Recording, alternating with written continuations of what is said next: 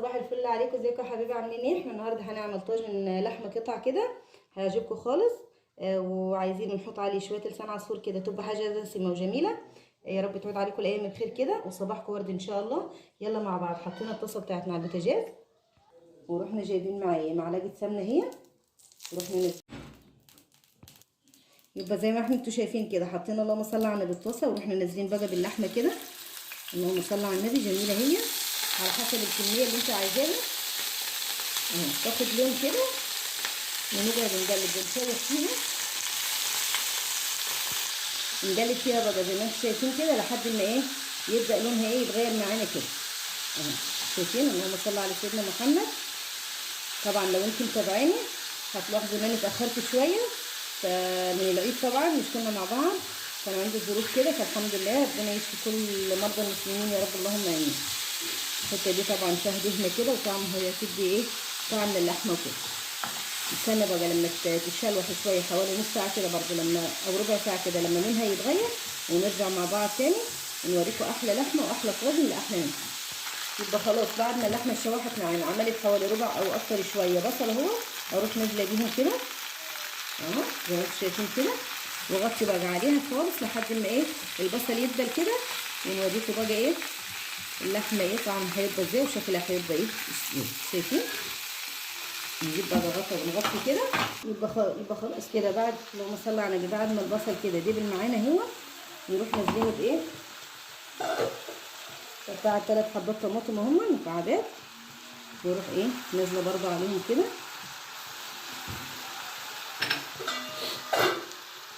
واروح نازله مع نص معلقه قرفه كده هي، واروح نازله برضه بنص معلقه كزبره ناشفه،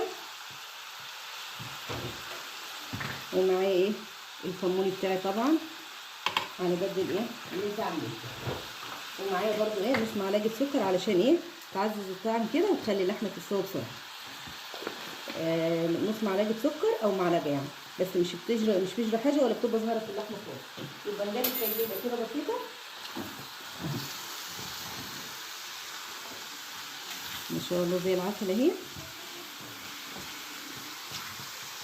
نسيبها بقى لحد ما الطماطم يعتبر تنزل ميتها، ونرجع تاني نوريكم كده لما تنشف كده هنضيف عليها نص كوبايه ميه، ونوريكم برضو ايه اللحمه ونبقى مع بعض.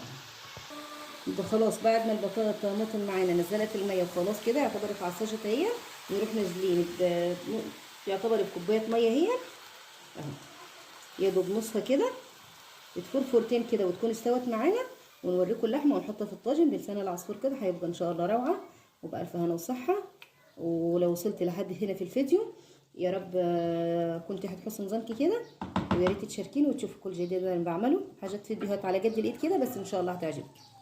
يبقى خلاص بعد ما اللحمه جربت تستوي، فاروح جايبه معلقه صلصه هي، اروح نازله بيها كده، بتعزز اللون بتعزز الطعم بتخليه جميل جميل اهو. نقلب تقليبه بسيطه كده اهو، معلقه ونص اهو ما شاء الله زي العسل اهي. نروح بقى مغطيين عليه خالص لحد ما تنشف وتكون معانا يعتبر هي على وشك السوا هي، ونروح بقى ايه حاطينها في الطاجن ونوريها لكم بعد ما ايه ما تنشف كده. يبقى بسم الله ما شاء الله شايفين النتيجه؟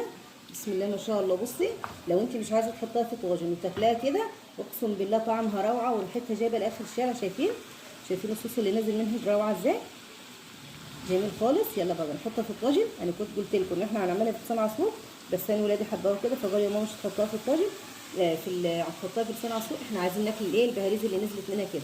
يلا نحطها في الطاجن ونوريكم. يبقى روحت نازله كده معايا في الطاجن بتاعنا اهو، الفخار اهو ما شاء الله زي العسل. شايفين اهو زي العسل. اللهم بارك، اللهم صل على سيدنا محمد اهو.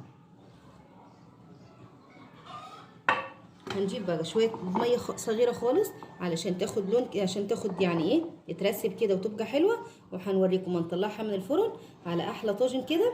بس هو صراحه شكله ظاهر بألف هنا وصحه. نحطه في الفرن حوالي ربع ساعه كده او تلت ساعه ونوريكم. بسم الله ما شاء الله زي ما انتم شايفين كده، ولو سبتها في الطاسه والله العظيم كانت روعه وتجيله وجميله خالص. يلا نطلع قطعه مع بعض كده ونشوف لحمتنا استوت ولا ايه نظامها. بسم الله ما شاء الله. شايفين؟ نطلع بقى شويه ايه بهاريز من اللي انا بقولكوا عليها دي. بصوا بتبقى روعه، ممكن تاكليها بعيش، ممكن تاكليها برز متحمر كده. شايفين؟ يعتبر زي الطبيخ بالظبط اهي اهو. شايفين؟ يلا كده بصوا اللحمه دايبه دوبه هي ما شاء الله زي العسل، بس هي سخنه مش قادره اشيل منها. يلا نغرف غرفه كده كموني. بصوا البهاريز دي بتبقى، بصوا ممكن تاكلها برضو بعيش. بص كده تغمسيها كده، تروحي جايبه اللقمه كده ومغمساها. بصي روعه اهي، بالف هنا وصحه. يا رب تنول اعجابكم، حاجه كده على قد الايد. يا رب كده يعجبكم وتجربوه وتقولوا لي، ولو بحرف واحد دي شيء بيسعدني. ومع الف سلامه، واسيبكم على لا اله الا الله.